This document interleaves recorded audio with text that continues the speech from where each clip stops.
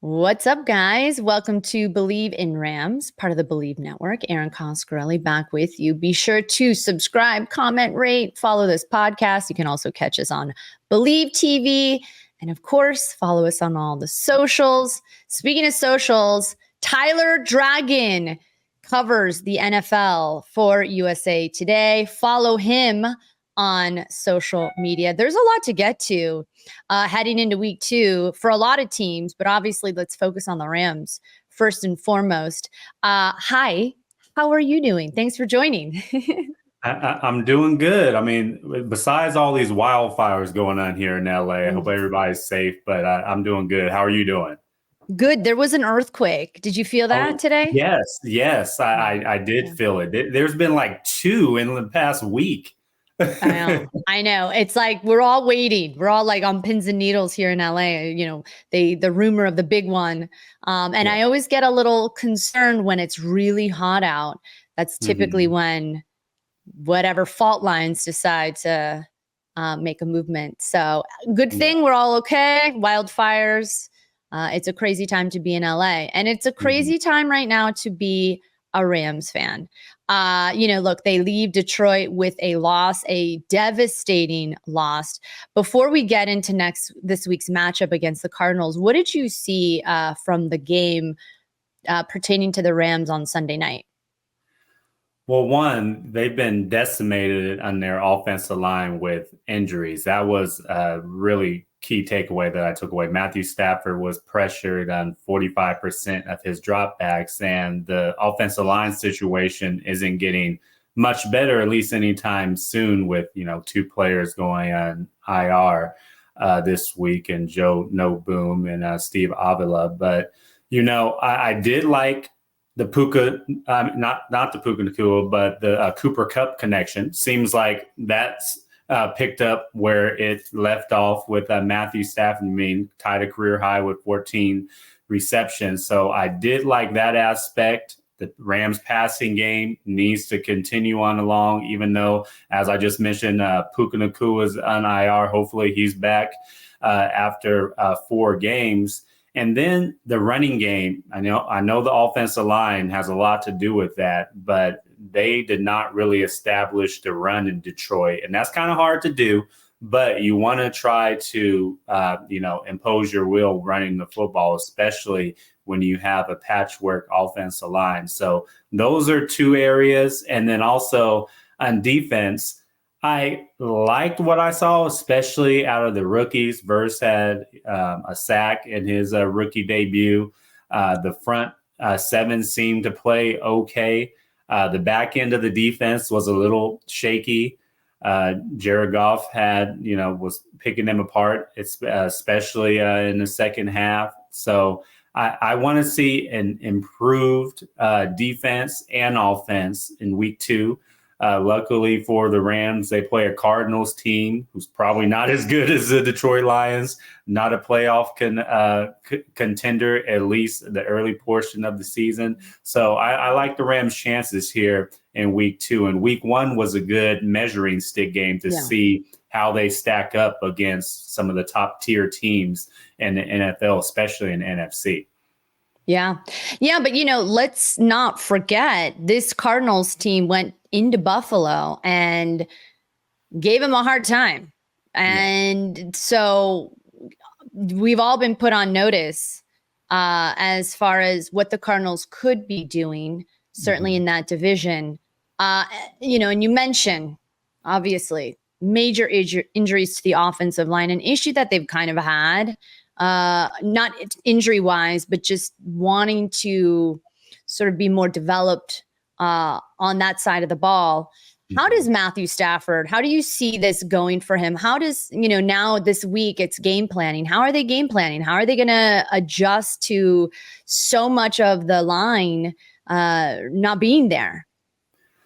Well, really, you have to give your offensive line confidence, and you can give your offensive line confidence by calling more runs. Let the offensive line push forward and kind of use their strength. In pass blocking, you're going backwards and kind of receiving the defensive tackles and the defense ends. But when you're run blocking, it's totally different form, totally different technique. You're going forward and trying to impose your will. So I would start there. You have to establish the run, and then that can create opportunities in the pass, especially the play action pass, where you can utilize a Cooper Kupp and the receivers and the tight ends. So I do expect the Rams to try to run the football a little bit more against the Cardinals. This is a Cardinals defense to be quite honest, they're not very good. They're going to play hard.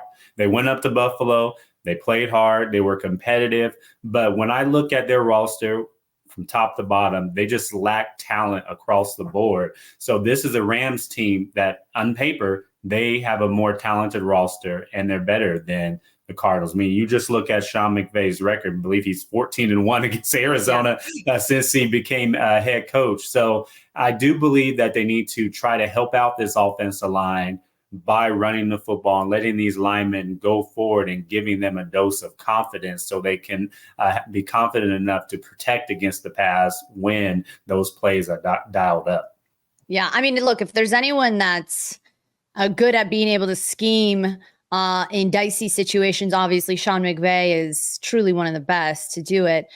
You mentioned the run game. You mentioned the offensive line getting a boost of confidence. That's an interesting point there. Blake Corum didn't take a snap. Were you surprised by that?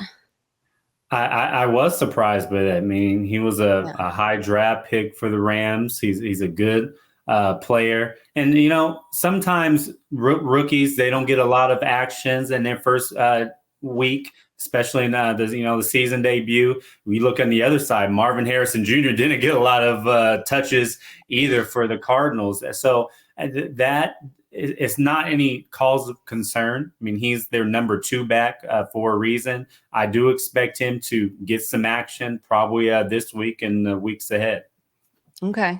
All right. That's good to know, because I think a lot of people were maybe a little bit surprised, like you said, a higher draft pick. But what would you say? Let's take a look at the Cardinals for a moment. What are their strengths? You mentioned the defense not so solid, but what do the Cardinals do well at? Well, it starts with the head of the snake and Kyler Murray. I think he does an excellent job of making off-script plays, scrambling, buying time in the pocket and outside of the pocket, being able to use his legs to get yards on the ground. They have a decent running game with James Conner. He's a really good running back in the NFL, knows how to run really solid between the tackles, can run outside the tackles as well. And then when Kyler Murray does get and make these off-script type of plays, you have to watch out, even though he wasn't a big factor in week 1, but Marvin Harrison Jr., he was the number 1 receiver in the draft class for a reason. He's an excellent route runner. He knows how to get open. There were a few times against the Bills that he was open. Kyler Murray just didn't find him. And he kind of voiced his frustration of not getting the ball this week. So you have a feeling that the Cardinals are going to make it an emphasis to get Harrison the ball this week. So I would keep look out on those 2 things. I would game plan certainly for Kyler Murray, especially him getting outside the pocket. I would want to keep him in the pocket and try to limit those, ability for him to be able to scramble. And then James Conner again, stop the run. Yep. Well, I mean, and one of the things, the bigger storylines, certainly during the offseason, was how will they replace or compensate an Aaron Donald? That was the big question mark. Was he coming back? Was he not going to come back? And we had Marshall Faulk on the show yesterday. And he made a really interesting point about the fact that the offensive line is so banged up right now. It essentially will impact your defensive line, right? Like they're not able to go up against the ones. On defense, where does this team need to improve on still? Well, I feel like in all areas they need to improve, honestly. I mean, you're not going to fill the void left by Aaron Donald. He's a future Hall of Famer, arguably the best defensive tackle in NFL history. You're not going to replace him. The Rams are, trying to compensate for the loss, and they started early by the draft. Their first two picks were along the offensive line, the front seven. I mean, defensive line in the front seven. I do Bleav that their rookies played decent in week one. Jared Verse, like I said, had a sack. Fisk played a decent game. They need to get more out of Byron Young and Kobe Turner. Those two are probably their best defensive players up front. And really that secondary is the really cause for concern. In my opinion, they were, taken advantage of a little bit in week one. I do Bleav some of that is because they're not getting a lot of pressure up front with the front seven, but you would like to see the secondary kind of step up their level of play and be able to have stickier coverage, especially when the quarterback holds the ball for a little bit longer, like a Kyler Murray does. Yeah. Yeah. Well, and let's not forget, the Rams didn't just lose their future Hall of Famer in Aaron Donald. They also lost their defensive coordinator in Raheem Morris. How much of a massive change does, now Chris Shula steps up as the new DC? How much, how challenging is that to kind of prepare for in the off season, sort of dealing with all these new elements of guys that are, so important to the team that are now gone? Yeah. So I think the biggest loss is Aaron Donald for sure. Now, the loss of Raheem Morris, I mean, you look, they're still running the same type of defense. They still have a lot of those players, especially, on the linebacking corps and the defensive line. Some of those players are still back. The terminology might be tweaked a little bit. There might be some adjustments on the defense, but by and large, I don't think it's a huge blow because you're still running the same type of defensive system. However, it is something to adjust to. And the Rams, like every team, they have to make those adjustments on the fly. And usually at the beginning of the season, though, your defense is ahead of your offense. Right now for the Rams, it looks like their offense is a little bit ahead of their defense, albeit their offensive line is struggling. But you would like to see just a little bit more continuity between the front seven and the back end of the Rams defense.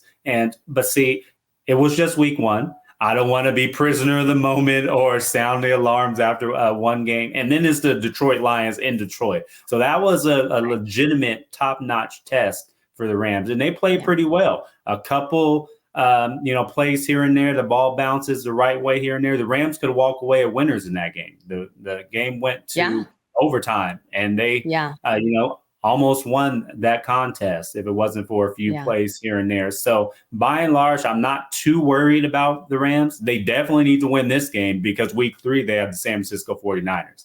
And we all know the struggles that they have had against San Francisco. So I do Bleav that week 1 was a good litmus test for the Rams. And when they travel to Arizona, Glendale, they will be prepared and they will be ready for a Cardinals team that they should beat.